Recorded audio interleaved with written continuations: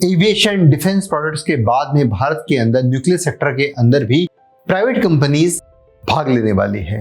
और इस बात का अनाउंसमेंट खुद मोदी जी ने कल गुरुवार को किया था, जिसमें कहा गया था कि अब प्राइवेट सेक्टर में भारतीय और विदेशी दोनों तरह की कंपनियां डोमेस्टिक न्यूक्लियर सेक्टर के अंदर आ सकती है। और इस पर संसद के विंटर सेशन में एटॉमिक एनर्जी बिल 2025 को लाया जाएगा, जो प्राइवेट सेक्टर की कंपनीज को न्यूक्लियर पावर प्लांट लगाने की इजाजत देगा।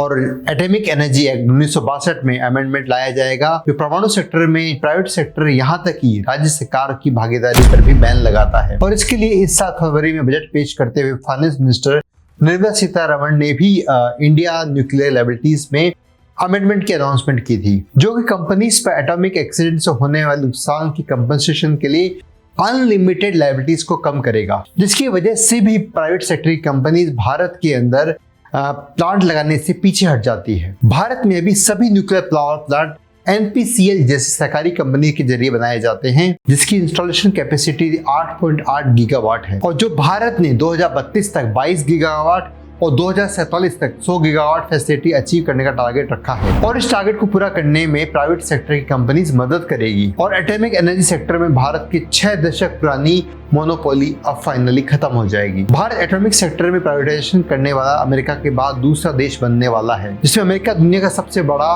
पावर प्रोड्यूसर है, जो अब तक 30% पूरी दुनिया का जो पावर है वो अमेरिका प्रोड्यूस करता है। दूसरे नंबर पर चाइना आता है, जो एटॉमिक प्रोडक्शन में 16% शेयर रखता है, जहां परमाणु ऊर्जा उत्पादन सरकारी कंपनियों के जरिए किया जाता है। इसमें किसी भी प्राइवेट कंपनीज का कोई भी इन्वॉल्वमेंट नहीं होता है। और इसी तरह से फ्रांस, रूस, साउथ कोरिया में भी केवल वहां की सरकारी कंपनी इसी प्रोडक्शन करती है।